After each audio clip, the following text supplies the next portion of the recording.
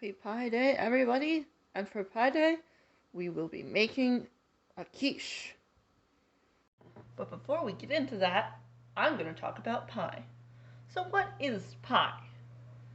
What I will be making is a type of pie, P-I-E, but today is Pie Day, P-I, March 14th. Pi is approximately 3.141592 and so on and so forth. There's infinitely many digits.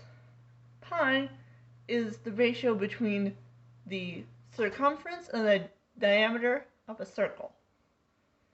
It was originally discovered around 250 BC by the Greeks, and since then, one form or another has existed.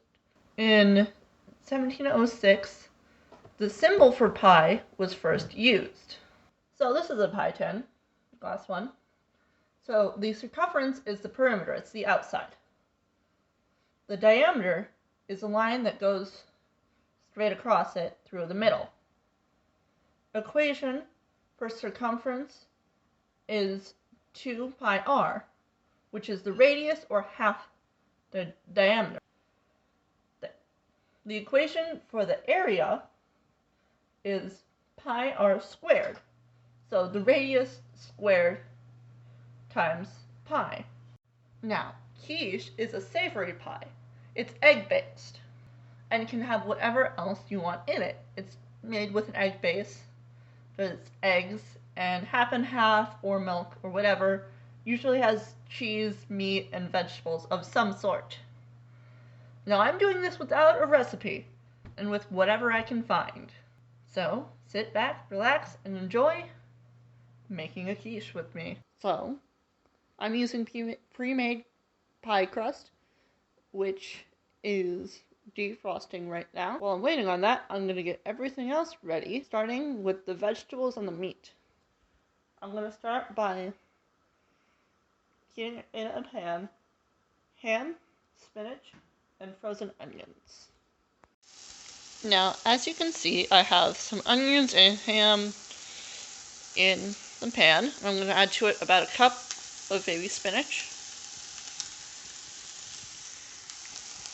And let that cook for a little while so that the flavors fuse together a little bit. Next, I'm going to work on my egg mixture. Okay, so I've cracked 4 eggs into a bowl, and to that I add 1 1/2 cups of half and half.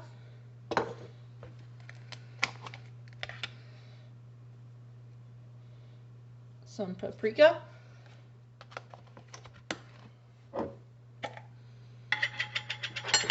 Some minced garlic. More garlic.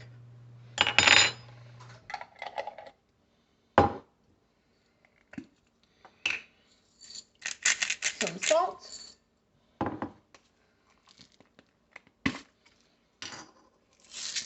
And some pepper.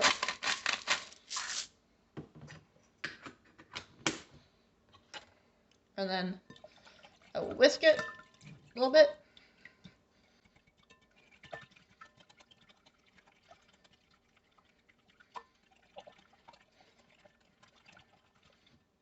And then I will add some cheese.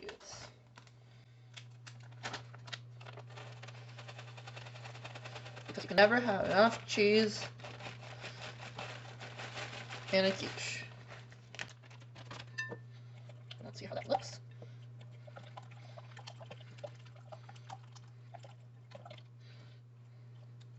That looks pretty good.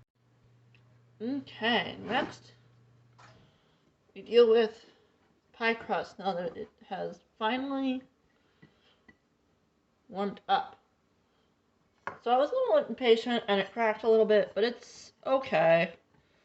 I can fix it easily by just pressing the cracks back together. So now that the pie dough is soft enough to let me do that.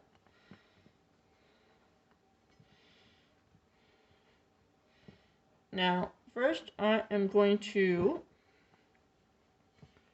crimp the edge. Well, fix the edge first. And I'm going to go in with a fork and create these nice lines.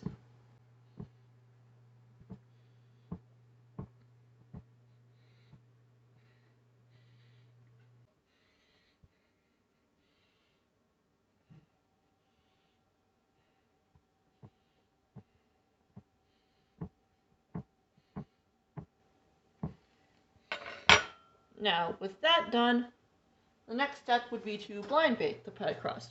Now, this is how I do it. There's many ways of doing it. You can use pie weights, or if you don't have anything better, you can use tin foil and regular beans, but I use another pie tin on top of that, and then a nice oven-safe pan for weight, and I will now blind bake it.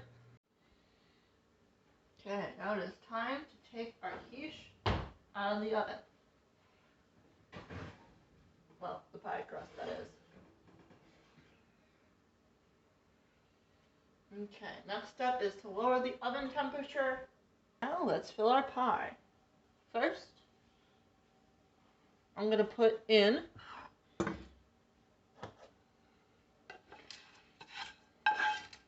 the meat and the vegetables. And I think we need a little bit more spinach in there, because that's really not a lot that I have in there compared to the amount of pan. It cooked down a lot more than I thought. So I'm going to add more spinach to it before putting in our egg mixture. I'm going to give it one more stir.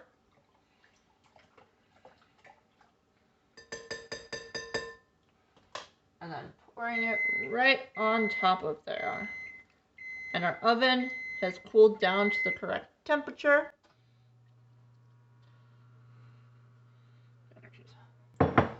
So, our quiche is filled and ready to go back in the oven for another 40 or so minutes. After I have filled the quiche, I usually like to put it on a baking tray just to make sure no egg goes over the side and gets stuck on the bottom of your oven.